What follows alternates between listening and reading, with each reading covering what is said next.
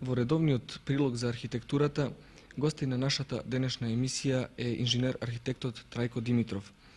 За тема на својот коментар тој го избра проектирањето и архитектурата. Укажанава шанса да се најдам пред вашите камери, би сакал да ја искористам за куса анализа со попатни констатации како јас, како долгогодишен проектант, гледам на комплексниот проблем на архитектонското проектирање кај нас. Ако го простиме проблемот на проектирањето, можеме грубо да го поделиме во 4 основни фази, вклучително со архитектонската реализација. Првата фаза би била избор на локалитет или поправо дефинирање на програмата, на просторот.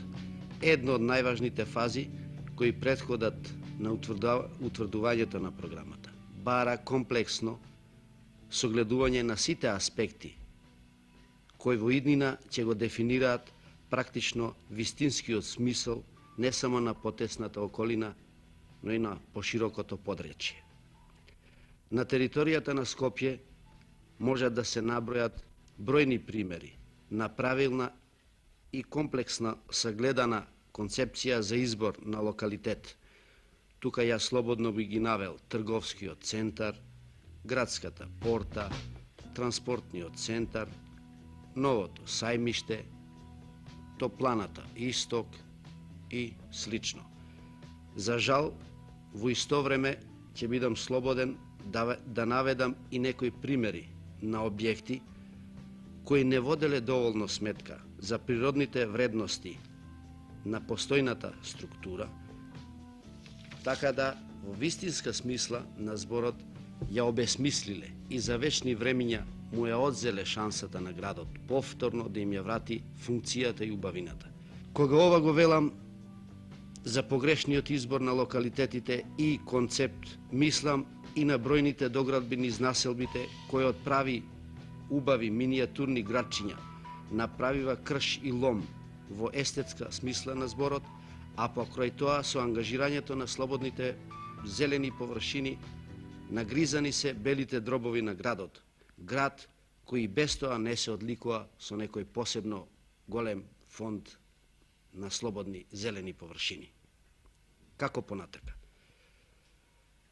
При капиталните зафати да се возможностите за грешка сведе на теоретски минимум, оти направената грешка практично не постои начин да се исправи. Втората фаза во архитектонската реализација е програмата. Доста важна фаза која му претходи на изработката на проектот, односно архитектонското дело. Постои правило: оти добрата програма со избор на добар проектант е повеќе од половина реализирано архитектонско дело.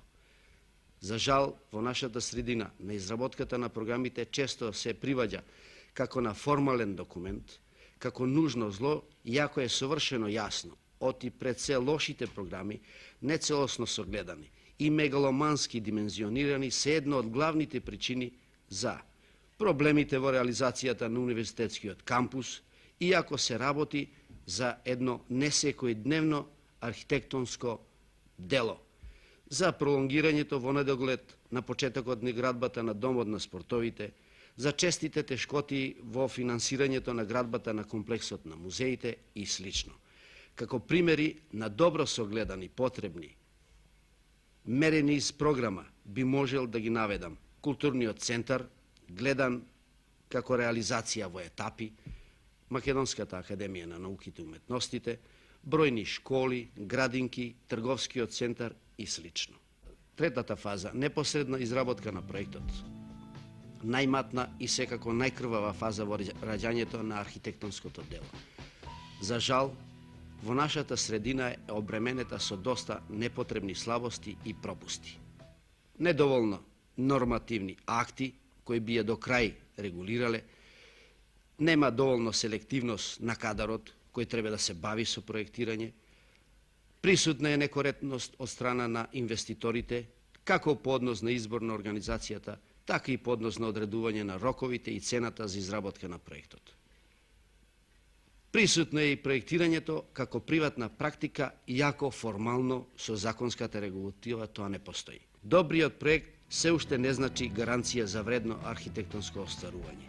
Проект не е архитектура. Меѓутоа, ако проектот се работи со лоша програма, за мали пари и за кусо време, што не е редок случај во нашата секојдневна практика, тогаш не постојат ама баш никакви шанси да се реализира вредно архитектонско остварување. Секако би требало ова општество да биде заинтересирано до крај да ја прифати и афирмира институцијата јавен конкурс. Оти само на овој начин, преко широк избор на бројни решенија, може да биде избран најарниот за конечна реализација. Конкурсот да престане да биде преокупација на архитектите, истиот мора да стане императив и потреба на пошироката заедница. Четвртата фаза би ја нарекол јас конечна реализација.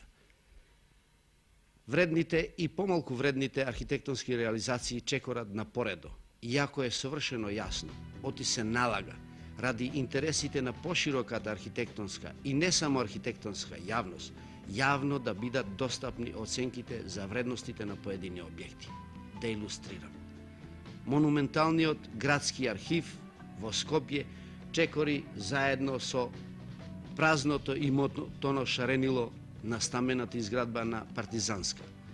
Трговскиот центар ќе не внесе во светот на интернационалните реализации. Меѓутоа, започнатата реконструкција на старата чаршија, онака како ја замислуваат незините проектанти, бара хитна и неодложно преиспитување за да утре не биде можеби доцна. На крајот би сакал да заклучам. Крајно е време архитектурата како потреба на пошироката заедница да е поопштествиме. Архитектонското дело да престане да биде архитектонска изложба на вкусот и можностите на проектантот, а се разбира и на оние зад него што стојат, ами да се јави како резултат на свесните определби на ова општество за понатамошен материјален и културен прогрес, а да во исто време внесеме максимална одговорност во сите пунктови на архитектонското творештво. Тука пред се мислам на образовниот процес, кадровската и персонална структура, програмирањето, обезбедувањето на материјални средства, креацијата и конечно реализацијата.